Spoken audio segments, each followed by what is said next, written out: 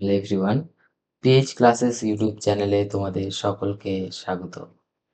আমাদের pH classes YouTube চ্যানেলে যে হিস্ট্রি ফাউন্ডেশন ব্যাচ যে সিরিজটি আমরা চালাচ্ছি তার আজ 4th লেকচার সম্পর্কে আমরা আলোচনা করব। আজকে আমাদের আলোচনার বিষয় হচ্ছে ভারতের প্রাচীন প্রস্তর যুগ, অর্থাৎ ইন্ডিয়ান স্টোন এজ বা অ্যানসিয়েন্ট স্টোন এজ সম্পর্কে আজকে আমরা আলোচনা করব। তোমরা সকলেই জানো যে আমাদের এই ক্লাসেসগুলো আমরা বিভিন্ন এক্সাম পয়েন্ট অফ ভিউতে বেশ গুরুত্বপূর্ণ দিয়ে আলোচনা করছি।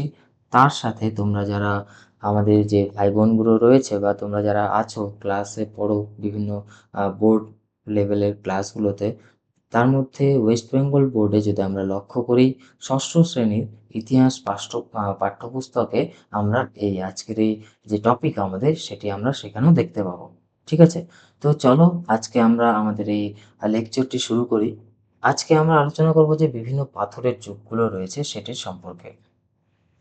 তো তোমরা যারা বিভিন্ন ক্লাসে পড়ছো তোমরা অবশ্যই আমাদের এই লেকচারটি দেখো, স্কিপ করবে না। ঠিক আছে? আর তোমাদের বন্ধু-বান্ধব, তোমাদের ফ্রেন্ডস যারা আছে যাদের এটি আ খুবই কাজে দেবে তাদেরকে অবশ্যই শেয়ার করবে।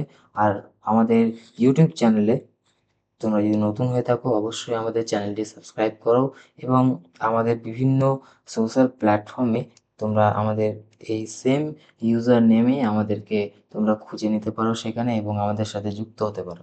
এছাড়া আমাদের যে ক্লাসগুলো চলছে সেই ক্লাসের যাবতীয় যে পিপিটি তার পিডিএফগুলো আমরা প্রিন্টেবল ফরম্যাটে এই আমাদের টেলিগ্রাম চ্যানেলে দিয়ে থাকি। এই হচ্ছে আমাদের টেলিগ্রাম চ্যানেলের ইউজার নেম। এইটি তোমরা সার্চ করে তোমরা এর অ্যাক্সেসটি নিতে পারো। ঠিক আছে? এবং এর সাথে এই কিওয়ার্ডটি তোমরা স্ক্যান করেও আমাদের টেলিগ্রামে এই পিডিএফগুলো তোমরা অ্যাক্সেসটা নিতে পারো। অবশ্যই আমাদের চ্যানেলটিকে সাবস্ক্রাইব করো এবং আমাদেরকে সহযোগিতা করো যাতে আমরা আরও ভালো ভালো এই এক্সাম রিলেটেড বা তোমাদের বোর্ডের যে বিষয়গুলো রয়েছে সেই রিলেটেড ক্লাসগুলো তোমাদেরকে প্রোভাইড করতে পারি। চলো আজকের ক্লাসটি আমরা শুরু করি।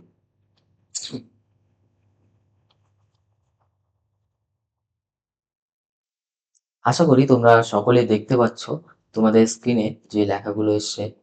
হ্যাঁ, দেখো এখানে যদি আমরা আমাদের প্রাচীন ভারতের ইতিহাসের কথা বলি, আমরা যে এর আগের ক্লাসগুলোতে তো আমরা আলোচনা করলাম যে ইতিহাসের উপাদান মানে কি, আমরা যে সমস্ত বস্তু থেকে বা যে সমস্ত জিনিস থেকে আমরা ইতিহাসের কথা জানতে পারছি সেটা হচ্ছে কি আমাদের ইতিহাসের উপাদান।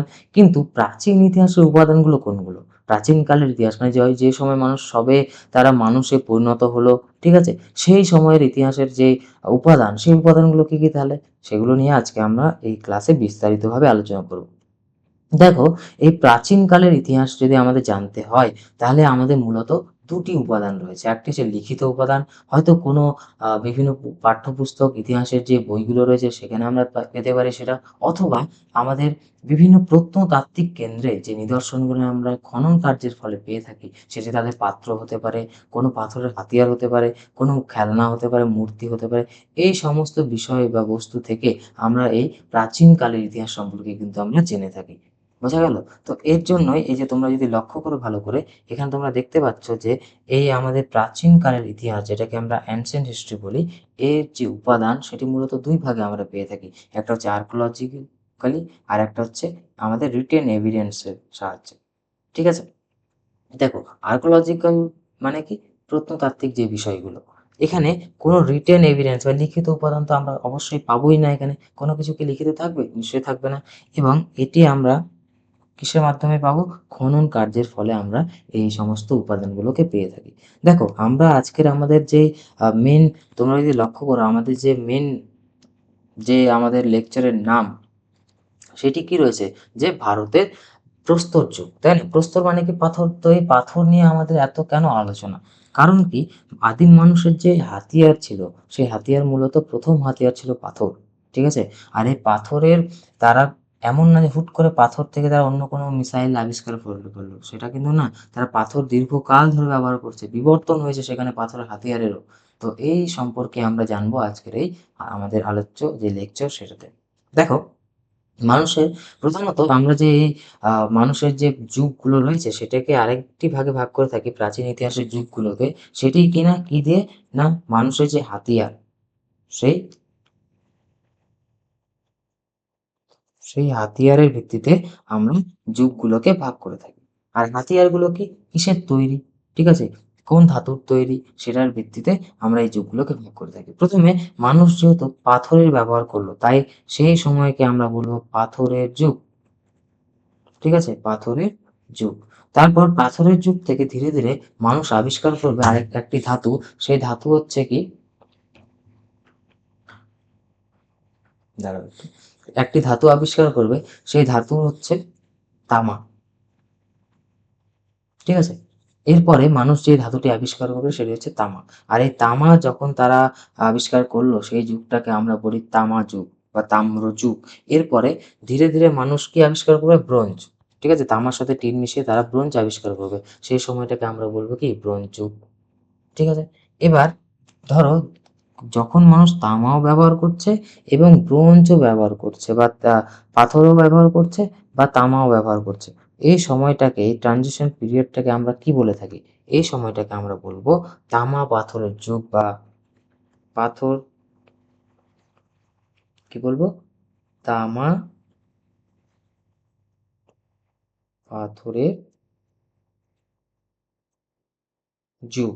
অর্থাৎ এখানে মানুষ তামাও ব্যবহার করছে, পাথরেরও ব্যবহার চালিয়ে যাচ্ছে।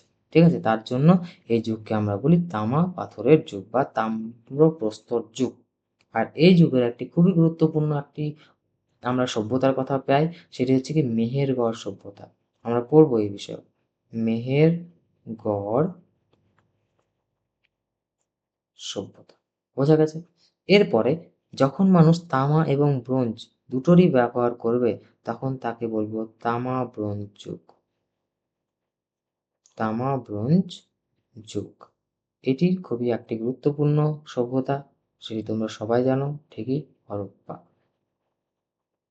হরপ্পা বা সিন্ধু সভ্যতা যেটাকে আমরা বলে থাকি। ঠিক আছে? এই তামা ব্রোঞ্জ যুগকেও বলা হয় তাম্র ব্রোঞ্জ যুগ। বোঝা গেল? তো চলো এবার আমরা এই যে পাথরের যুগ, এই পাথরের যুগের যে বিভিন্ন ভাগগুলো রয়েছে সেটাকে নিয়ে আলোচনা করি। দেখো, প্রাচীন যে ভারত, আমাদের প্রাচীন ভারতে যদি আমরা লক্ষ্য করি, আমাদের পাথরের যুগকে আমরা ৩ টি ভাগে ভাগ করে থাকি। কি, কি? একটা হচ্ছে পুরনো পাথরের যুগ, যেটাকে আমরা প্যালিওলিথিক এজ বলি। আরেকটি হচ্ছে মধ্য পাথরের যুগ, যেটিকে আমরা মেসোলিথিক এজ বলি। আরেকটি হচ্ছে নিওলিথিক এজ বা নব পাথরের যুগ বা নতুন পাথরের যুগ। এবং মনে রাখবে, এইগুলো হচ্ছে পাথরের বিভিন্ন আকার আকৃতির ভিত্তিতে আমরা এই ভাগগুলো করে থাকি। ঠিক আছে? এবং পুরনো পাথরের যুগকে যদি আমরা লক্ষ্য করি, সবথেকে প্রাচীন যে যুগ, ঠিক আছে? এই যুগটাকে যদি আমরা লক্ষ্য করি, এটিরও ৩ টি ভাগে আমরা আবার এটিকে ভাগ করে থাকি। একটি কি? একটি হচ্ছে নিম্ন প্রস্তর যুগ বা লোয়ার প্যালিওলিথিক এজ, নিম্ন প্রস্তর যুগ। একটি হচ্ছে নিম্ন প্রস্তর যুগ, একটি হচ্ছে মধ্য প্রস্তর যুগ, একটি হচ্ছে উচ্চ প্রস্তর যুগ বা উত্তর প্রস্তর যুগ। এই পুরনো পাথরের যুগের ৩ টি ভাগ। ইংলিশে বললে লোয়ার প্যালিওলিথিক, মিডল প্যালিওলিথিক এবং আপার প্যালিওলিথিক। এখানে আমরা দেখব মানুষের যে বিভিন্ন ক্রিয়াকাণ্ড, যা যে ক্রিয়াকলাপ তারা করছে এই পাথরকে নিয়ে, সেই ভিত্তিতে তাদের আবার এখানে ভাগ হয়েছে। তো যদি আমরা লক্ষ্য করি, এই যে লোয়ার প্যালিওলিথিক এজ, আমরা একটু পড়ে নিয়ে ছক দিয়ে, তারপরে আমরা নিচে বিস্তারিতভাবে আরো বিভিন্ন কি পয়েন্ট হিসেবে আমরা আলোচনা করব। দেখো, যখন মানুষ নিম্ন প্রস্তর যুগে আছে, সেই সময় মানুষ কি আবিষ্কার করলো? ভোঁতা পাথর। ঠিক আছে? তারা কি আবিষ্কার করলো? ভোঁতা পাথর। তারা ভোঁতা পাথর দেখতে পেল। সেই ভোঁতা পাথরটাকে তারা হাতিয়ার হিসেবে কাজে লাগালো। এই ভোঁতা পাথর প্রধানত ছিল কিসের তৈরি? না, স্যান্ডস্টোন অর্থাৎ বালু পাথরের।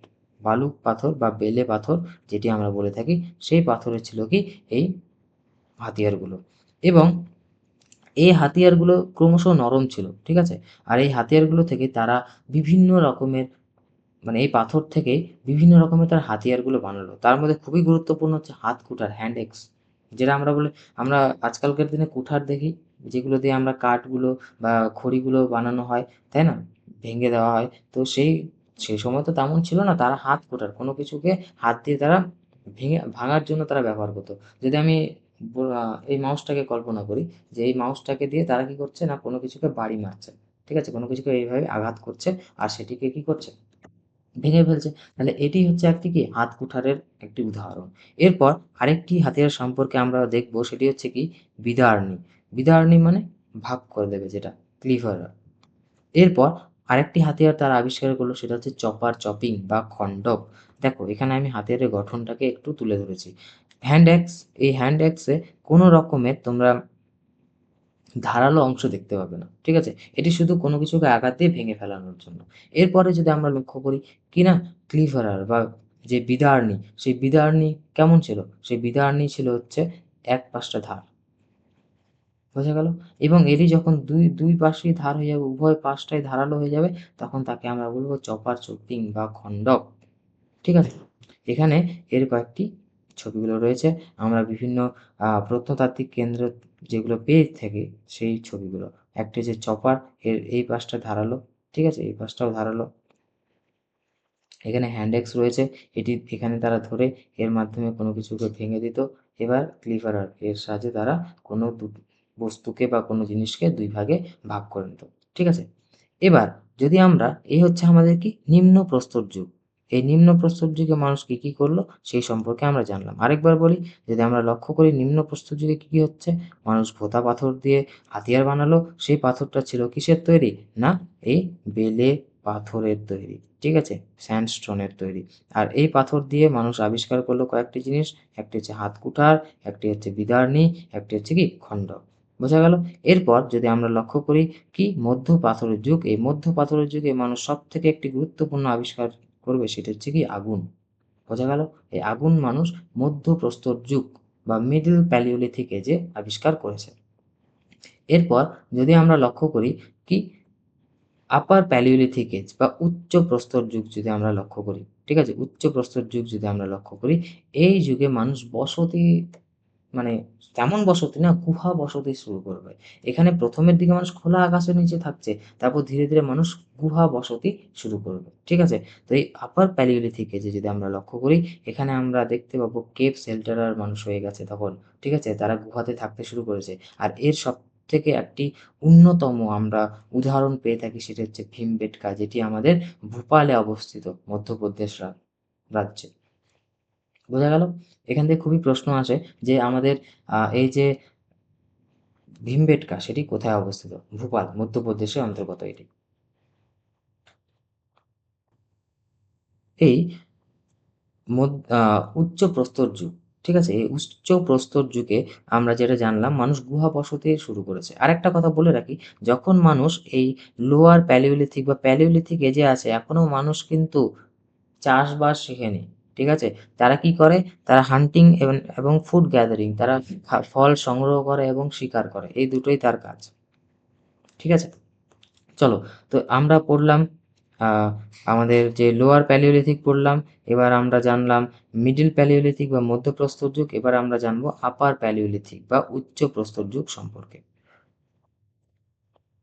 দেখো, উচ্চ প্রস্তর যুগে মানুষ কি করলো না, তাদের আ হাতিয়ার তো তৈরি করছে, তার পাশাপাশি তারা তাদের বসতি স্থাপনের দিকে তারা এগিয়ে গেল। তারা ১ম এ গুহা বসতি করত, একদম খোলা আকাশের নিচে থাকছে। ধীরে তারা কি করলো না, গুহা বসতি স্থাপন করলো। তারা গুহাতে থাকতে শুরু করলো। তার একটি উদাহরণ আমরা জানি ভীমবেটকা। এই ভীমবেটকাতে আমরা ৮০০ রও বেশি গুহা পেয়ে থাকি। প্রায় ৮০০ র কাছাকাছি ধরতে পারি। আর এই ৮০০ টি গুহার মধ্যে ৬০০ টি গুহার মধ্যেই কিন্তু আমরা দেখতে পাই গুহা চিত্র, কেভ পেইন্টিং। এটিকে আমরা বলে থাকি মুরাল পেইন্টিং বা দেওয়াল চিত্র। মনে থাকবে? তাহলে এই যে কেভের মধ্যে যে আমরা পেইন্টিং গুলো পাই, একে আমরা বলি মুরাল পেইন্টিং বা দেওয়াল চিত্র। আর এই দেওয়াল চিত্র শুধুমাত্র গুরুত্বপূর্ণ এমন না যে, যে কেউ আমরা দেয়ালে লিখে রেখেছি পাথরের গায়ে বিভিন্ন অ্যালফাবেট নিয়ে লিখা, এটা না। সেটা তাদের জীবনের সাথে জড়িত। ঠিক আছে? তারা তাদের জীবনে তারা যে কাজগুলো করছে, তাদের জীবিকা হিসেবে তারা যেগুলো তখনকার দিনে করত, যেমন শিকার করা, অন্য কোনো কিছু পশু হত্যা করা, কোথাও দল বেঁধে যাওয়া, তারা দল বেঁধে থাকতো কি থাকতো না, আমরা এই গুহা চিত্রগুলো থেকে কিন্তু আমি জানতে পারি। কারণ কি? এটি একদম প্রাচীন কালের ইতিহাসের একদম মূল সোর্স, যখন মানুষ একদম প্রাচীন যুগে আছে, এই সময়। আর এই গুহা চিত্রের মধ্যে অনেকগুলো গুহা চিত্র আমরা পাই। তার মধ্যে ভীমবেটকা সবথেকে গুরুত্বপূর্ণ। কারণ কি? যে ভীমবেটকা যে গুহাগুলো রয়েছে, সেখানে কিন্তু আমরা রঙের ব্যবহার দেখতে পাই। এবং এই রঙের মধ্যে প্রধানত তারা ৪ টি রং ব্যবহার করত। সাদা, লাল, সবুজ এবং হলুদ। আর এই রংগুলো ছিল ন্যাচারাল কালার। মানে প্রাকৃতিক রং বিভিন্ন পাথর থেকে হতে পারে, গাছের ছাল থেকে হতে পারে, মূল থেকে হতে পারে, বিভিন্ন প্রাকৃতিক উপায়ে তারা রং তৈরি করত। এবং মনে রাখবে সবথেকে বেশি তারা যে দুটো রং ব্যবহার করত এই জায়গায় সেটি হচ্ছে কি একটি লাল এবং আর অপরটি হচ্ছে সাদা। এটি সবথেকে বেশি দেখা যায় লাল, সাদা রংটি। ঠিক আছে। আর এখানে যে ছবিগুলো আমরা দেখতে পাবো সেগুলো বেশিরভাগ ক্ষেত্রেই শিকারের ছবি। তারা শিকার যে করত তার ছবি এখানে আমরা দেখতে পাই। আর সেই শিকারগুলো তারা করত কিভাবে? দলবদ্ধভাবে, দল বেঁধে। ঠিক আছে? দল বেঁধে তারা শিকার করত। আর এই শিকারের ছবি আমরা এখানে পেয়ে থাকি।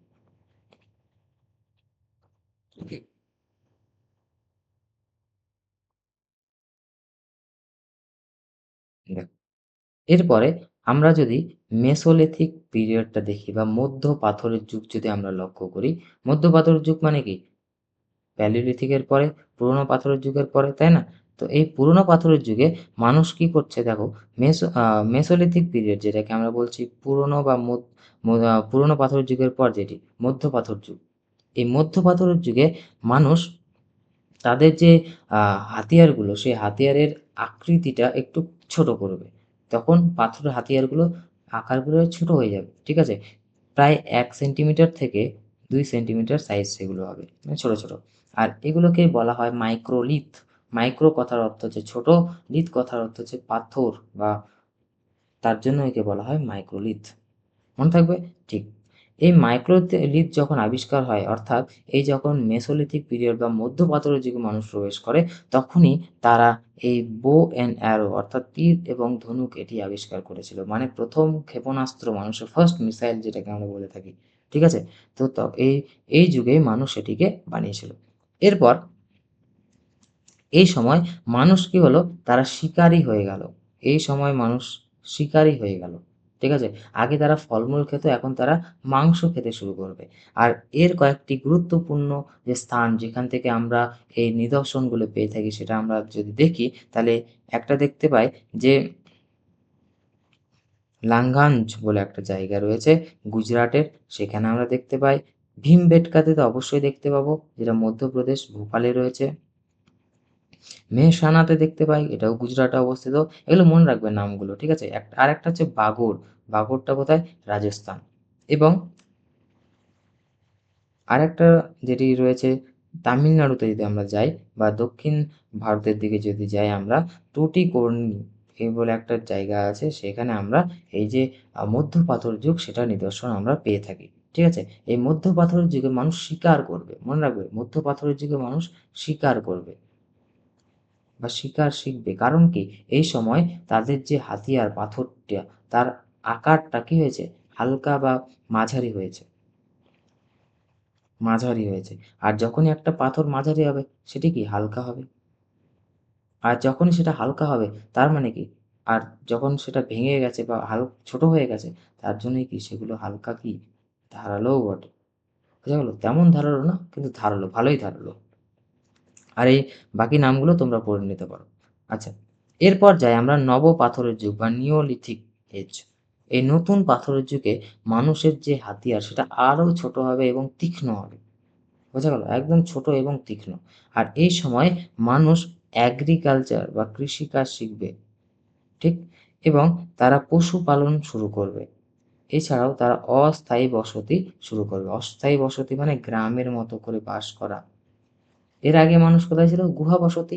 কিন্তু সেটা তো আ অস্থায়ী বসতি না। সেটা মানে সেটা পার্মানেন্ট বসতি না বা কোনো বাড়ি করে বসতি না। তারা শুধু সেখানে থাকছে। কিন্তু এখানে মানুষ কি করবে? পুরোপুরিভাবে গুহার ভেতর মানে গুহার যে জায়গা সেটা ছেড়ে তারা কি করবে না তাদের যে বাসস্থল, বাড়িঘর তারা বানাবে। এই সময় আমরা ভিলেজ সিস্টেমটা দেখতে পাই। ঠিক? এখানেই তারা শিখবে কপারের ব্যবহার বা তামার ব্যবহার। এখানে আমরা অনেক রকমের বোন টুল বা কি বলে আমরা বলে থাকি যেটিকে হাড়ের তৈরি বিভিন্ন অস্ত্র সেখানে দেখতে পাবো। এবং এই সময় মানুষেরা জয়েন্ট ফ্যামিলি হয়ে থাকতো। এখনকার দিনে আমরা যেটা থাকি না। জয়েন্ট ফ্যামিলি শুধু ১-২ টো না, ৩-৪ টি জেনারেশন মিলে প্রায় একটি ফ্যামিলিতে ৭০ থেকে ৬০ 60 to 70 পিপল তারা একসাথে থাকতো। এই যে আমরা নিওলিথিক এজ পড়ছি, এই নিওলিথিক এজের কয়েকটি গুরুত্বপূর্ণ সাইট, জায়গা। কোন, কোন জায়গায় আমরা দেখতে পাই? কাশ্মীরে একটি জায়গা রয়েছে, সেটি হচ্ছে বুর্জ হোম। মনে রাখবে কাশ্মীরের বুর্জ হোম এবং গুফ কাররাল, এই দুটো জায়গা। এখানে আমরা কি দেখতে পাই না, এই নতুন পাথরের যুগে নিদর্শন দেখতে পাই। এবং বিহারে একটা জায়গা আছে চিরান্দ বলে। কি নাম? চিরান্দ। এবং মেঘালয়ের গারো খাসি, এই জায়গায় আমরা দেখতে পাই। এছাড়াও অন্ধ্রপ্রদেশের নাগার্জুনকোন্ডা এবং কর্ণাটকের পিকলিহাল, এই জায়গাগুলোতে আমরা কি করি না, এই নিদর্শনগুলো পেয়ে থাকি। কার? নতুন পাথরের, নবপ্রস্তর যুগের। নবপ্রস্তর যুগ, এই সময়ের আমরা নিদর্শনগুলো এখানে পেয়ে থাকি। বোঝা গেল? ঠিক। এখানে কয়েকটি ইম্পর্টেন্ট ফ্যাক্ট নিয়ে আমি এটা আমার হ্যান্ড রিটেন নোটস, এখানে আমি আলোচনা করেছি বা তোমাদের সামনে তুলে ধরেছি। দেখো, এই যে আমরা এত পাথরের যে হাতিয়ার নিয়ে পড়লাম, এত এগুলো নিয়ে আলোচনা করছি, এটি কার দান বা কে এটি নিয়ে প্রথম চিন্তা করেছিল? তার নাম হচ্ছে রবার্ট ব্রুস ফুট। ইনি 1860 খ্রিস্টাব্দে তামিলনাড়ুর একটি জায়গা, সেটা হচ্ছে আতিরাপক্কম। সেই আতিরাপক্কমে তিনি এই হাত কুটার হ্যান্ড অ্যাক্সটা পেয়েছিলেন। এই হ্যান্ড অ্যাক্সটা পাওয়ার ফলে তিনি একটা দেখলেন যে স্ট্রাকচার, এটি তো সাধারণ পাথর মনে হচ্ছে না, নিশ্চয়ই এটি মানুষের তৈরি বা মানুষের দ্বারা ব্যবহৃত এই পাথর। এই পাথরটিকে তিনি যখন বিভিন্ন জায়গায় একই রকমের পাথরের নিদর্শন পান, তখন তিনি বুঝতে পারেন যে না, এটি হচ্ছে হয়তো কোনো এক সময় মানুষের হাতিয়ার ছিল কোনো একটি কালের। তো তার থেকেই এই প্রস্তর যুগের সেই চিন্তা ভাবনাগুলো চলে আসে। বোঝা গেল? তো রবার্ট ব্রুসফুট ইনি খুবই গুরুত্বপূর্ণ ভূমিকা পালন করেছেন আমাদের এই স্টোন এজের আবিষ্কারের ক্ষেত্রে। এরপরে 1957 খ্রিস্টাব্দে এই যে আমরা ভীমবেটকা সম্পর্কে পড়লাম, ভিএস ওয়াকানকার, তিনি এই ভীমবেটকা যে রক কেভ বা গুহাচিত্র সেখানে বা গুহাগুলো রয়েছে, সেই গুহাচিত্র তিনি কি করেন? খুঁজে পান। সেই খোঁজ পান কত? 1957 খ্রিস্টাব্দে। সালটা একটু মনে রাখা খুবই জরুরি। ভিএস ওয়াকানকার। আর এই ভীমবেটকা যে রক পেইন্টিং রয়েছে, যে গুহাচিত্র রয়েছে, সেটি হচ্ছে ভারতের সবথেকে প্রাচীনতম কি চিত্র। কারণ কি? ভারতেরই অবস্থিত। এরপর আরেকবার যদি আমরা লক্ষ্য করি, এটিকে রিভাইজ করি আজকে আমরা যা, যা পড়লাম। এই হচ্ছে কি, দেখো, প্যালিওলিথিক পিরিয়ড বা পুরনো পাথরের যুগ, তার মধ্যে লোয়ার বা আর্লি প্যালিওলিথিক, যেটা কি নিম্ন পাথরের যুগ। এর কয়েকটি উদাহরণ যেমন পাঞ্জাবের সোয়ান উপত্যকা, উত্তরপ্রদেশের বেলান ভ্যালি, বেলান উপত্যকা, ঠিক আছে, রাজস্থানের দিদওয়ান, হুন্সগি উপত্যকা খুবই ইম্পর্টেন্ট। হুন্সগি কোথায় অবস্থিত? কর্ণাটক। মনে রাখবে ক্লাস সিক্সে এটি খুবই ইম্পর্টেন্ট একটি প্রশ্ন, যে হুন্সগি উপত্যকা কোথায় অবস্থিত। এরপর পেহেলগাম, এটি নামটি আমাদের কাছে জানা, কাশ্মীরে অবস্থিত। এবং পাটনে, এটি মহারাষ্ট্রে অবস্থিত। এই পাটনেতেই অস্ট্রিক এভিডেন্ট আমরা পেয়ে থাকি, অর্থাৎ এই যে অস্ট্রিক, যে তার যে এভিডেন্ট, সেখানে যে নিদর্শনটা রয়েছে সেটা আমরা পেয়ে থাকি। এরপর যদি আমরা লক্ষ্য করি মিডল প্যালিওলিথিক এজ, এই মিডল প্যালিওলিথিক এজে আমরা কি কি পাবো? দেখো, এই সময় আমরা ফ্লেক টেকনোলজি পাবো। অর্থাৎ কি ফ্লেক মানে কি? যখন ধরো পাথর, দুটো পাথর ঘষা লাগানো হচ্ছে বা দুটো পাথর ভাঙা হচ্ছে, তার সাথে হচ্ছে যে টুকরো টুকরো পাথরগুলো পড়ে থাকবে না, সেই পাথরগুলোকেও তারা কি করবে না, ব্যবহার করবে। ঠিক আছে? দেখো, এখানে লেখা আছে যে stone tool making technique involve striking a stone go to remove flake. এইভাবে করে মেরে মেরে কি হবে না, ওগুলোকে টুকরো টুকরো করে ফ্লেক, ছোট ছোট ফ্লেক বানানো হবে। তো এই হচ্ছে কি ফ্লেকিং টেকনিক, এই মধ্য পাথরের যুগে মানুষ কি করবে? শুরু করবে। এরপর তারা তাদের যে মেন জীবিকা, তাদের মেন অকুপেশন কি ছিল? হান্টিং অর্থাৎ শিকার করা এবং ফুড গ্যাদারিং অর্থাৎ ফল সংগ্রহ করা। আর এই সময় পুরুষরা সম্ভবত, বেশিরভাগ ক্ষেত্রে পুরুষেরাই তারা কি করতো? শিকারে যেত। আর নারীদের কাজ ছিল বাড়ি বা বসতি স্থানে দেখাশোনা করা এবং তাদের যে সন্তান তাদের লালন পালন করা। আর এর ফলে যখন দেখো বাইরে যারা পুরুষরা যাচ্ছে তারা তো ওখানে ব্যস্ত বিভিন্ন শিকারের কার্যকলাপে। এখন যারা সেখানে নারীরা রয়েছে, সেই নারীরাই কি করলো না, তারা যে ফলগুলো জোগাড় করতো, তারা কি করতো? বীজগুলোকে পুঁতে দিত বা বীজগুলো যেখানে ফেলে রাখতো, তারা দেখলো যে ওখান থেকে গাছ হচ্ছে, সেই গাছ বড় হয়ে আবার ফল দিচ্ছে। তো এখান থেকেই কি হলো না, এই কৃষিকাজের যে ধারণা বা গাছ রোপণ, এই ধারণা এগ্রিকালচারের কনসেপ্টটা তাদের মাথায় আসলো। বোঝা গেল? তো মাথায় রাখবে যে প্রথম যে আমাদের কৃষিকাজ বা এগ্রিকালচার যে ধারণা, সেটা প্রথম এসেছিল নারীদের কাছে বা মহিলাদের কাছে। এখানে এই মধ্য পাথরের যুগের আরেকটি নিদর্শন যেটা কি অতিরাপাক্ষম, যেখানে আমরা হ্যান্ড এক্সটা পেয়ে থাকি এই জায়গাটা। আর এই মধ্য পাথরের যুগে কারা থাকতো? নিয়ান্ডারথালস, মনে রাখবে। এরপর যদি আমরা লক্ষ্য করি উচ্চ পাথরের যুগ বা আপার প্যালিওলিথিক এজ, এই সময়ে আমরা ফ্লিনস্টোন পাবো। ঠিক আছে, ফ্লিনস্টোন মানে আরো ছোট আকৃতির ছোট ছোট স্টোনগুলো, ফ্লেক স্টোন থেকে যেগুলো বেরোনো। আচ্ছা, এখানে দেখো যেটা আমাদের খুবই ইম্পর্টেন্ট জানার, সেটাই আমি বলছি শুধু। দেখো ভীমবেটকা, এখানে নিদর্শনগুলো কোথায় কোথায় আমরা পেয়েছি। ভীমবেটকা, একটা হচ্ছে দিদওয়ান, আর একটা হচ্ছে ইনামগাঁও। মনে রাখবে ইনামগাঁও, এখানে আমরা পড়বো একটি কেন্দ্র ইনামগাঁও, এটি হচ্ছে মেগালিথ কেন্দ্র। মনে রাখবে মেগালিথ, মেগালিথ, এগুলো হচ্ছে কি মেগালিথ কেন্দ্র। আর এই মেগালিথ কেন্দ্র একটা উদাহরণ হচ্ছে ইনামগাঁও, বড় বড় পাথরের সমাধি। ঠিক আছে, মেগালিথ কথার অর্থ হচ্ছে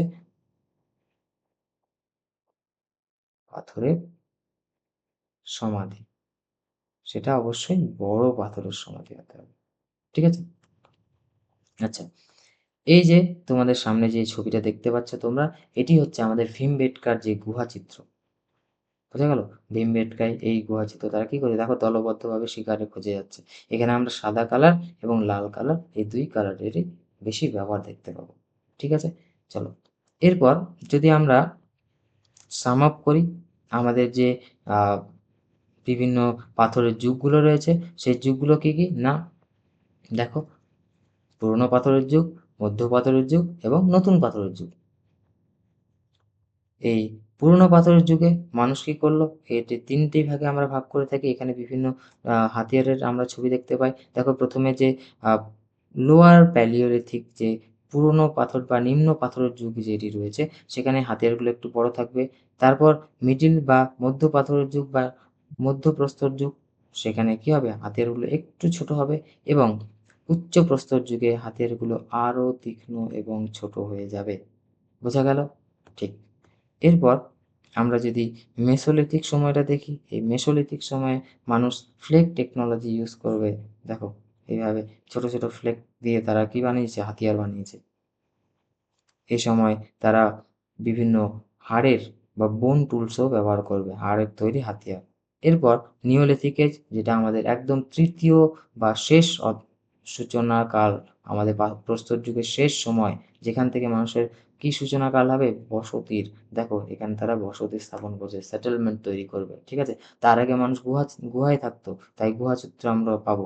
এরপর মানুষ কি করবে, বসতি স্থাপন করবে। আর এই সময় মানুষের হাতিয়ারও ধীরে ধীরে কি হলো, উন্নত হয়ে গেল। বোঝা গেল? তো এই হচ্ছে আমাদের এই ভারতের যে প্রস্তর যুগ, এই নিয়ে আমাদের যা আলোচনা, সেটি আজকে আমরা এখানেই সমাপ্ত করছি। আচ্ছা, তার আগে আমি একটু সাম আপ করে দিই সবকিছু। দেখো আমরা যে পাথরের যুগকে ভাগ করে থাকছি, তার কারণ কি, কারণ হচ্ছে মানুষের যে হাতিয়ার ছিল সেটি মূলত পাথর ছিল আদিম মানুষের ক্ষেত্রে। আর এই পূর্ণ বা প্রাচীন ইতিহাসের কথা জানতে গেলে আমাদের এই হাতিয়ার কথা জানতে হবে। আর এই হাতিয়ারের মধ্যে কি ছিল, বিভিন্ন রকমের ভাগ ছিল, কোনোটা বড় কোনোটা ধারালো। তো এই ভিত্তিতে ঐতিহাসিকরা বা প্রত্নতাত্ত্বিকরা তারা বিভিন্ন যুগে ভাগ করেছেন, তিনটি যুগ, মধ্য প্রাচীন পাথর, মধ্য পাথর এবং নতুন পাথরের যুগ। এই সময় যে যুগগুলোর কথা আমরা পড়লাম, সেখান থেকে তোমরা পড়বে জায়গাগুলোর নাম। এবার যে মানুষ যে বসতি স্থাপন করলো সেই গল্পে আসি। বসতি স্থাপন মানুষের একবারে হয়নি, ধীরে ধীরে হয়েছে। কিভাবে, যখন তারা এই যে চাষবাস শিখলো, প্রথমে তো পুরোনো পাথরের যুগে তারা হাতিয়ার তৈরি করলো, হাতিয়ার ধীরে ধীরে কি হলো না, উন্নত হলো, তাই তো। তারপরে যখন উন্নত হলো, ধারালো হলো, হালকা হলো, ছোট হলো, তখন তারা শিকার শিখলো। তখন মানুষ কি হলো, খাদ্য সংগ্রহ ছিল, এবার শিকারিও হয়ে গেল। তারপর শিকারও করছে, তারা ফলমূলও খাচ্ছে। এরপরে ধীরে ধীরে যখন তারা যে কৃষিকাজের যে কনসেপ্ট তাদের মাথায় আসলো, তখন থেকে মানুষ কি করলো, কৃষিকাজ শুরু করলো। অর্থাৎ মানুষ হয়ে গেল খাদ্য উৎপাদক। ঠিক আছে, এরপরে এই খাদ্য উৎপাদক যে মানুষ যারা, তাদের মাথায় যে খাদ্য উৎপাদন করা বুদ্ধিটাও চলে এসছে।